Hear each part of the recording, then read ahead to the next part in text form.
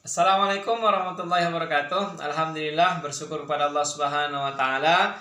Mudah-mudahan anak bapak semua dalam keadaan sehat walafiat. Terlebih pada 1442 Hijriah harus lebih semangat lagi belajarnya walaupun dari rumah. Oke, hari ini kita akan masuk pada materi kita, yaitu kelainan ataupun penyakit pada sistem reproduksi manusia. Adapun tujuan pembelajaran kita hari ini adalah untuk mengetahui penyakit ataupun kelainan pada sistem reproduksi manusia. Kemudian yang kedua, mencari solusi ataupun penanggulangan penyakit yang ada pada sistem reproduksi manusia. Baiklah, kita akan bahas satu persatu. Pada bagian ini, kita akan ngebahas yang pertama, itu kita akan ngebahas tentang penyakit pada alat reproduksi. Oke, apa-apa aja. Yang akan kita bahas nanti yang pertama adalah AIDS, HIV/AIDS. Oke, terus kemudian ada gonore, kemudian ada sipilis, terus ada herpes, keputihan, dan kemudian epididymistis. Oke? Nah, selain kita ngebahas penyakit-penyakit ini, apa penyebabnya, apa ciri-cirinya, oke? Nanti kita akan juga ngebahas pencegahan penyakit pada alat reproduksi. Gimana caranya biar kita jangan sampai terjangkit salah satu penyakit yang ada di sini. Oke? Harus bisa kita cegah. Nah, yang pertama, kita ngebahas tentang HIV/AIDS dulu. Ini yang paling berbahaya di antara semuanya. AIDS atau Acquired Immunodeficiency Syndrome. Apa itu? Ini adalah penyakit yang berkaitan dengan penurunan kemampuan imun pada tubuh. Oke? Jadi, tubuh punya sistem imun yang nanti akan melawan kuman bakteri yang masuk ke dalam tubuh. Jadi setiap ada kuman bakteri yang masuk ke dalam tubuh, maka sistem imun tubuh itu akan ngelawannya. Sehingga ya tubuh kita sehat-sehat aja. Tapi orang yang terkena AIDS, sistem imunnya itu rusak. Jadi ketika ada bibit penyakit yang masuk ke dalam, maka nggak bisa dilawan lagi. Sehingga ya orang yang sakit AIDS biasanya dia punya banyak penyakit lain. Oke? Meninggalnya bukan gara-gara AIDS-nya, tapi gara-gara penyakit lain yang nggak bisa dilawan oleh sistem imun oleh tubuhnya. Oke? Nah, sekarang kita bahas. AIDS ini itu disebabkan oleh virus yang disebut sebagai virus HIV, Human Immune Deficiency Virus atau HIV. Bentuknya kayak gini nih. Jadi bulat terus ada apa ini? Tonjolan-tonjolannya keluar. Oke? Ini bentuk dari virus HIV. Terus apa yang dia serang? Virus HIV ini menyerang sistem imunitas atau kekebalan tubuh penderita. Jadi, sistem kekebalan tubuh kita diserang, sehingga tubuh kita nggak kebal lagi terhadap kuman atau penyakit. Ketika ada penyakit, misalkan, maka tubuh kita nggak bisa ngelawan. Ya malah kadang-kadang, kalau kalian mau cari tahu, orang-orang yang sakit AIDS ini, pada bagian terakhirnya, pada tingkat akhirnya, itu banyak banget penyakit yang timbul pada tubuhnya. Oke? Terus apa ciri-cirinya? Nah, pada awal-awal tahun, pada 5 sampai 7 tahun pertama, si penderitanya terlihat seperti orang sehat. Oke? Karena AIDS ini awalnya nggak kelihatan penyakitnya. Oke? Jadi yang pertama dia serang adalah sistem imun, maka sistem imun yang dia rusak secara perlahan-lahan. Sehingga dalam beberapa tahun awal, si penderita terlihat seperti orang sehat. Namun, makin lama kekebalan tubuhnya akan semakin menurun, makin mudah dia sakit. Nah, kemudian pada tahun-tahun berikutnya, timbul gejala penyakit lain yang berkaitan dengan sistem kekebalan tubuh. Timbul penyakit-penyakit lain yang muncul gara-gara ya adanya kuman atau bakteri. Contohnya misalkan timbul penyakit TBC. Terus kalau dia sariawannya nggak sembuh-sembuh, malah kadang-kadang Akak pernah dapat cerita ada yang mulutnya sampai jamuran. Oke, jadi jamur masuk ke dalam tubuh dan nggak bisa dilawan oleh sistem imun tubuh, sehingga ya jamurnya kemana-mana. TBC yang bakteri penyebab sakit di paru-paru yang disebabkan oleh bakteri. Bakteri nggak bisa dilawan sehingga TBC-nya ya nggak sembuh-sembuh, meninggal gara-gara penyakit-penyakit itu. Terus seperti apa penyebarannya? HIV/AIDS ini menyebar ketika ada pertukaran cairan, oke, antara tubuh penderita dengan orang lain, oke. Dan penyebaran cairan itu bisa terjadi pertama gara-gara penggunaan jarum suntik secara bergantian. untuk obat larang, terus jarum-jarum yang digunakan untuk tato, dan lain-lainnya. Oke? Ini penyebarannya. Termasuk penyebarannya gara-gara pergaulan bebas. Oke? Gara-gara hubungan seksual. Dan terutama ketika dilakukan tanpa ikatan pernikahan. Oke? Ini penyebaran HIV AIDS. Terus, apa akibatnya?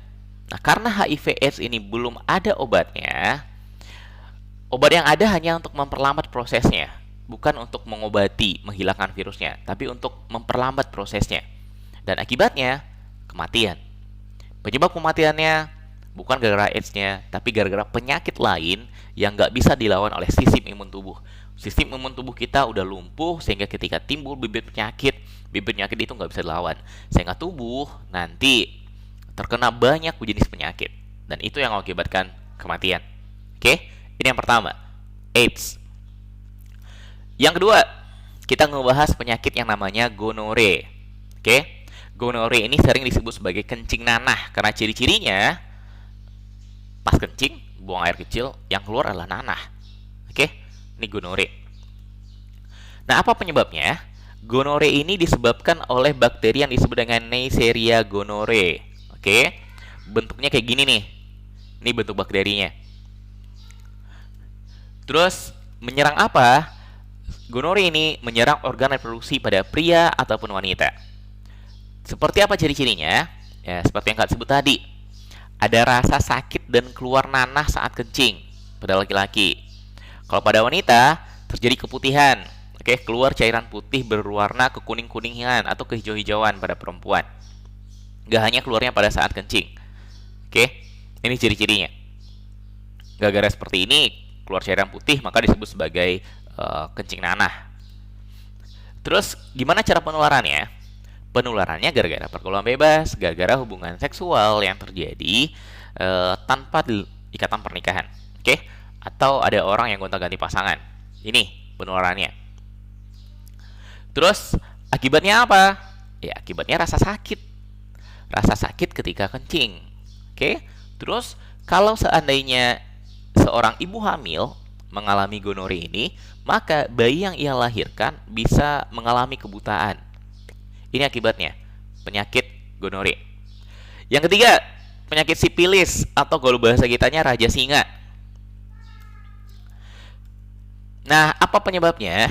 Sipilis ini disebabkan oleh bakteri Troponema pallidum. Ini gambar bakterinya. Bakterinya berbentuk spiral, panjang spiral, kayak cacing. Tapi ini ukurannya sangat kecil ya, ukuran bakteri. Terus kemudian apa yang dia serang? Ya sama kayak gonore, ini menyerang organ reproduksi pria dan wanita.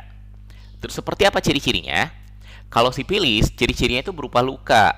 Luka pada tempat masuknya bakteri. Jadi ada luka di sekitar alat reproduksi. Oke, ini ciri-ciri sipilis. Terus kemudian luka ini menyebar ke organ-organ berikutnya. Dan itu jadi ciri lanjutan. Sipilis nggak cuma menyerang organ reproduksi pria dan wanita, tapi dia juga bisa menyerang organ tubuh lainnya. Menyebar dan menyerang organ tubuh lainnya. Dan ini yang berbahaya. Oke? Seperti apa bisa menular? Sipilis ini penularannya hampir sama seperti HIV. Dia menular lewat pertukaran cairan.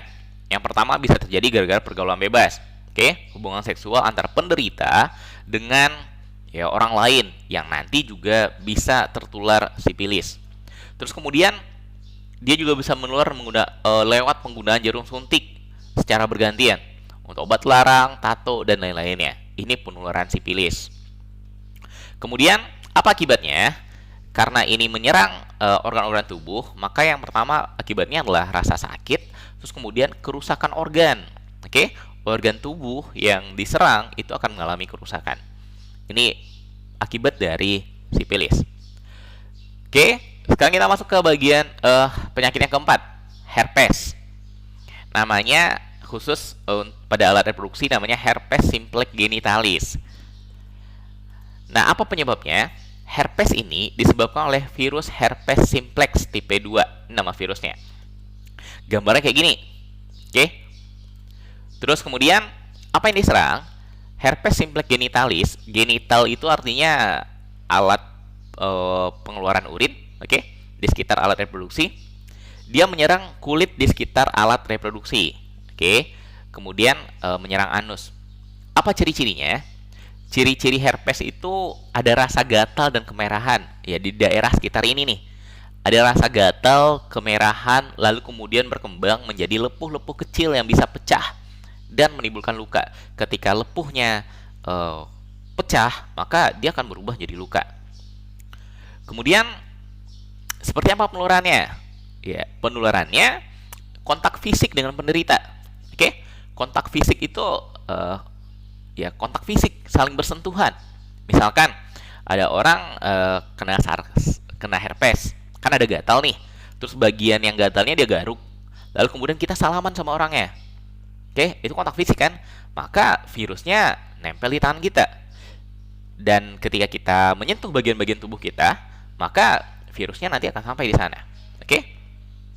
Ini herpes. Terus apa akibatnya? Karena mengakibatkan rasa gatal dan kemerahan, ya karena bisa luka, maka yang pertama akibatnya adalah rasa sakit. Kemudian kulit melepuh dan gatal, dan ini akan sangat mengganggu. Oke? Ini herpes. Kemudian keputihan. Kalau penyakit-penyakit yang kita bahas tadi di awal, dari nomor 1 sampai nomor 4, HIV AIDS, gonore, sifilis, sama herpes, itu terjadi bisa pada pria dan bisa pada wanita. Nah, kalau keputihan ini terjadi pada wanita. Oke, hanya pada wanita. Laki-laki nggak ada yang mengalami keputihan. Apa penyebabnya? Penyebabnya bisa banyak. Cuma penyebab secara umum itu adalah Candida albicans, jamur Candida albicans, yang menyerang daerah bagian kewanitaan. Oke, terus bisa disebabkan oleh bakteri, bisa disebabkan oleh parasit juga. Ini bentuk jamurnya, ini bentuk jamur Candida albicans. Oke, apa yang diserang? Alat reproduksi wanita. Terus kemudian apa ciri-cirinya? Disebut keputihan gara-gara adanya cairan putih yang keluar, oke, dari organ kewanitaan. Putihnya nggak cuma putih, tapi agak berwarna keabu-abuan, kekuning-kuningan, atau putih keabu-abuan. Kemudian cairan itu juga berbau, bau nggak sedap dan mengakibatkan gatal-gatal. Oke, ini ciri-ciri keputihan. Nah, keputihan ini penyebabnya gara-gara kurang dijaganya kebersihan pada bagian kewanitaan, kurang bersih. Oke, sehingga jamur, bakteri, sama parasit bersarang di sana. Selain itu, keputihan ini juga bisa dijadikan sebagai ciri bahwa sedang terjadi masalah pada organ kewanitaan. Oke. Jadi kalau ada masalah organ kewanitaan, penyakit-penyakit lain atau masalah lainnya biasanya diawali dengan terjadinya keputihan. Nah, apa akibatnya? Yang pertama, kalau ini dibiarkan terus-menerus, tidak diobati, tidak dicari apa penyebabnya, karena dia adalah ciri-ciri awal dari penyakit lain pada organ kewanitaan, maka kalau dibiarkan, ya bisa terjadi kerusakan organ. Oke? Itu tadi keputihan. Kalau keputihan hanya terjadi pada wanita, nah sekarang kita bahas epididymistis. Kalau ini hanya terjadi pada pria. Kok sini tulisannya keputihan? Ini tulisannya epididymistis ya. Ini kita ubah dulu.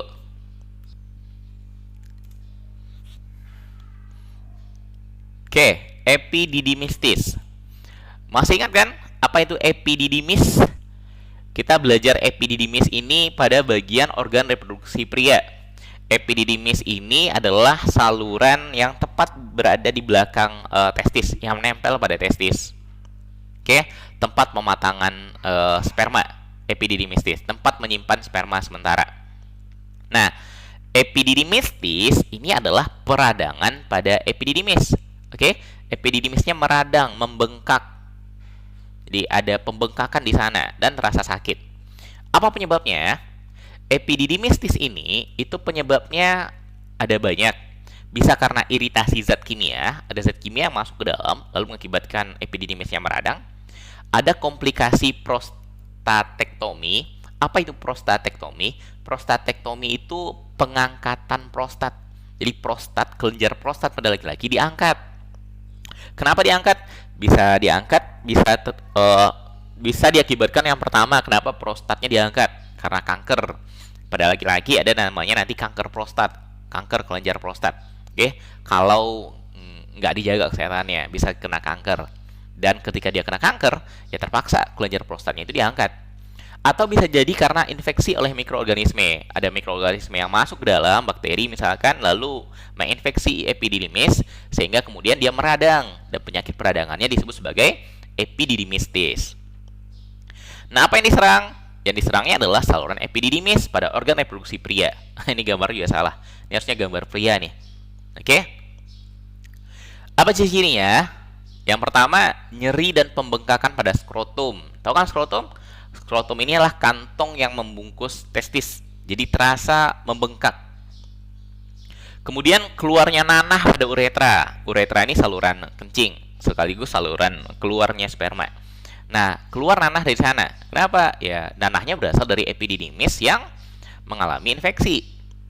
Kemudian, ketika keluar sperma, maka pada spermanya terdapat darah. Oke? Ada darah yang keluar pada cairan sperma. Ciri-ciri epididymistis. Apakah menular? Bisa jadi menularnya gara-gara pergaulan bebas. Oke?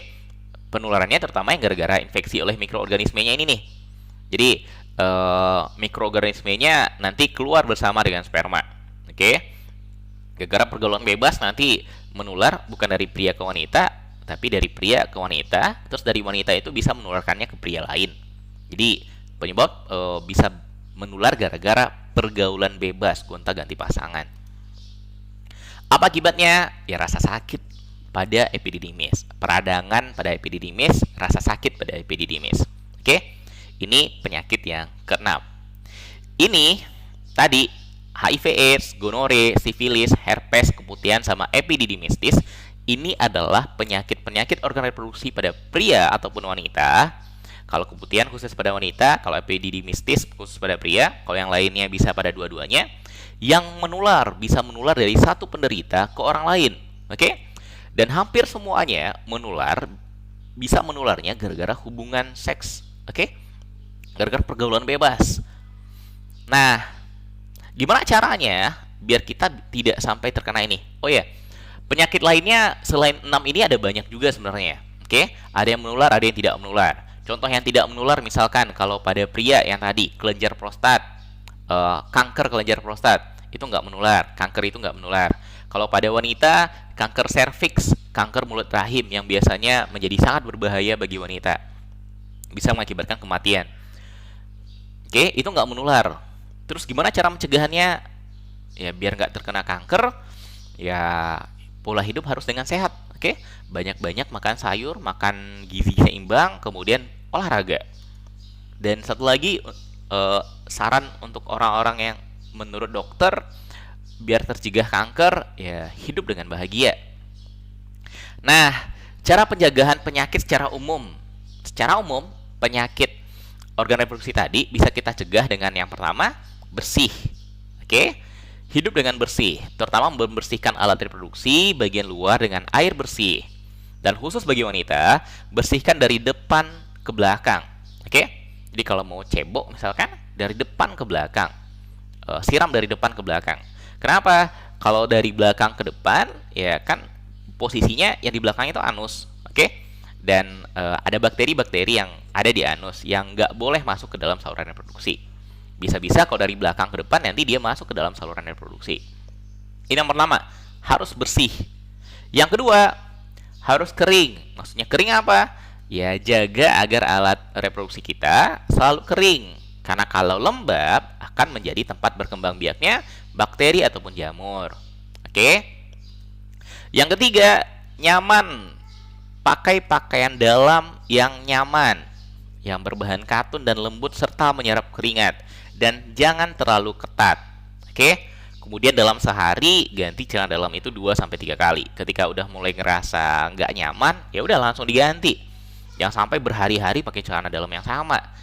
Selain nggak nyaman juga jorok. Oke? Yang keempat, potong. Apa ini potong? Rambut di sekitar organ reproduksi. Oke? Kalian udah remaja, ya kita nggak usah malu-malu ngomongin ya. Kalau udah remaja, pasti udah ada tumbuh rambut di sekitar alat reproduksinya. Nah, biar dijaga kebersihannya, maka harus sering dipotong. Oke? Bagi yang muslim, agama kita pun menyarankan itu, dipotong. Kalau bagi laki setiap hari Jumat. Oke, sunnahnya setiap hari Jumat biar dapat pahala hari Jumat. Kenapa harus dipotong? Gara-gara kalau panjang itu akan jadi sarangnya kuman, sarang bakteri. Terus kemudian ini olahraga. Sebenarnya nggak cuma olahraga, tapi yang penting pola hidup yang sehat. Rajin-rajin berolahraga, lalu kemudian konsumsi buah dan sayur. Intinya makan makanan yang seimbang, oke? Makan makanan dengan gizi seimbang. Nah, selain 5 ini, ada satu hal lagi yang paling penting harus Kak sampaikan.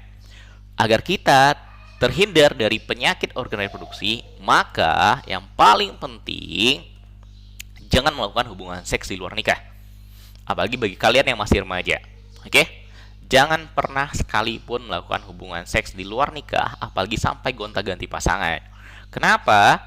Karena selain ini dilarang oleh agama, nggak ada satupun agama yang bolehkan ini, dilarang oleh agama kita. Terus kemudian, agar kita terhindar dari penyebaran penyakit. Oke? Jangan pernah lakukan sama sekali di luar nikah. Oke? Ini yang paling penting. Nah, sekarang kita bahas satu-satu. Untuk khusus laki-laki, yang pertama, longgar. Oke? Jangan pakai pakaian dalam yang terlalu ketat. Kenapa? Ya, kan ada di laki-laki kan ada skrotum, testis berada di dalam skrotum. Kalau terlalu ketat, nanti skrotumnya tertekan ke bagian tubuh dan itu tidak sehat bagi testisnya. Oke? Terus yang kedua, mandi. Kurangi mandinya, ini nggak hanya mandi biasa ya, tapi kurangi kebiasaan mandi dengan air panas. Kenapa? Karena suhu panas akan mengganggu proses spermatogenesis. Oke? Testis berada di luar tubuh kita agar suhunya nggak terlalu panas. Kalau suhunya lebih dari 36 derajat Celcius, maka proses spermatogenesis atau pembentukan sperma ini akan terganggu. Terus yang ketiga, sehat. Maksudnya hidup dengan sehat. Hindari makanan minuman beralkohol dan hindari rokok. Ini yang paling penting nih, rokok. Lihat kan di bungkus rokok itu ada tulisan merokok dapat mengakibatkan bla bla bla bla. Salah satunya apa? Kemandulan. Oke? Apa itu kemandulan? Ya, kemandulan bisa terjadi gara-gara spermanya rusak, gara-gara rokok. Kak punya teman yang bercerita gara-gara dia ngerokok, setelah dia nikah, bertahun-tahun dia nikah, dia belum juga dapat anak. Gara-gara apa? Gara-gara hobi dia ngerokok. Setelah ngerokoknya diberhentikan, beberapa bulan setelah rokoknya berhenti, istrinya hamil. Oke? Jadi benar-benar rokok ini ngerusak. Terus gimana dengan wanita? Khusus wanita, cara pencegahan penyakitnya pertama harus bersih. Organ kewanitaannya harus bersih. Kemudian ketika lagi menstruasi, maka ganti pembalut sesering mungkin. Oke? Ya, karena selain kotor, itu juga menjadi tempat penyakit nanti kalau dibiarkan, tempat bibit penyakit. Yang kedua, harus sehat. Hindari, meskipun disarankan untuk membersihkan organ kewanitaan, tapi jangan terlalu sering. Hindari menggunakan sabun pembersih kewanitaan terus-menerus. Apa penyebabnya? Sabun pembersih ini akan mengakibatkan organ kewanitaan jadi kering. Itu yang pertama. Terus yang kedua, sabun pembersih ini sifatnya basah. Sementara lingkungan di dalam organ kewanitaan itu harus dijaga agar tetap asam. Sabun pembersih itu basah, akan mengurangi keasamannya. Kenapa harus asam lingkungannya? Asam itu akan membunuh bakteri atau kuman yang masuk ke dalam. Ketika dia nggak asam lagi, maka kemampuan untuk membunuh kumannya jadi berkurang, sehingga rentan kena penyakit. Oke? Ini cara pencegahan penyakit khusus wanita.